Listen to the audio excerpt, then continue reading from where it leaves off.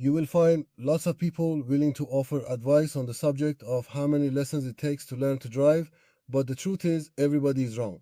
Simply because we all learn differently and at different rates. People will offer advice and guidance in good faith, perhaps based on their own experience of learning to drive. You only need a few lessons to learn the test route, or I passed after 10 lessons. Nobody needs more than that. When you hear things like this, it can leave you feeling a bit inadequate, especially if you are nearing your 50th lesson. It could even leave you feeling that your instructor is giving unnecessary tuition. Perhaps the first thing to bear in mind is that driving is more complex than it used to be, and so people take more lessons now than they did even 10 years ago. No one, or at least perhaps just one in a million, passes the modern UK driving test with as little as 10 hours driving. This might have been possible in 1976, but not now. If someone who has passed recently tells you that they only had a few lessons, they are either being dishonest or neglecting to mention the 30 or 40 hours practice they did with mom or dad.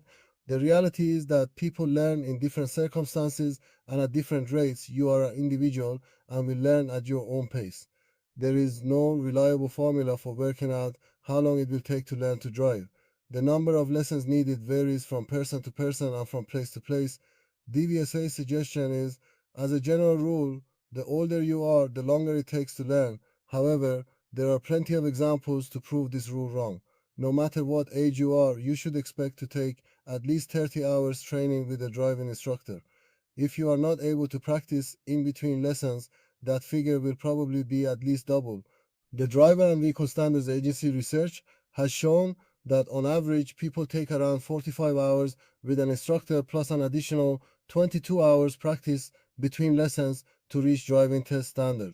As a general rule for an average learner, you can use this formula: age times 2 plus 22 hours of private lesson.